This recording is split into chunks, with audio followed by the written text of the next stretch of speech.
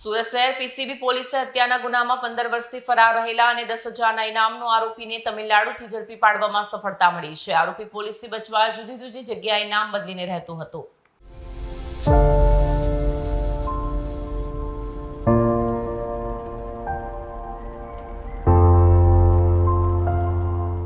Police commissioner Anupamsinh ગેહલોતે શહેર અને ગ્રામ્ય વિસ્તારમાંથી ગંભીર ગુના કરી લાંબા સમયથી ફરાર રહેલા આરોપીઓને પકડવા માટે વિશેષ મુહિમ શરૂ કરી હતી.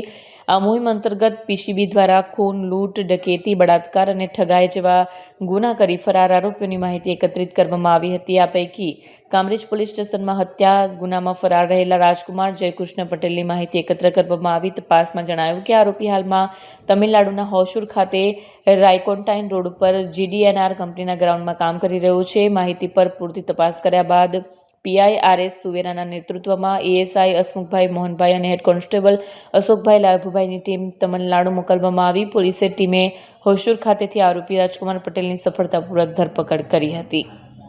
પોલીસ પૂછપરછ દરમિયાન આરોપીએ કબૂલાત કરી તેણે 22/1/2011ના રોજ પોતાના મિત્ર અભિમન્યુ, અશોક, અમરેન્દ્ર અને કલ્લુ સાથે મળીને ભરત પ્રસાદ પટેલના સાથે જૂની અદાવતના કારણે થયેલ ઝઘડામાં મૃતકના માથા પર લોખંડની પાઇપથી હુમલો કરી ખૂન કર્યું હતું. આ ગુના બાદ તે ફરાર હતો.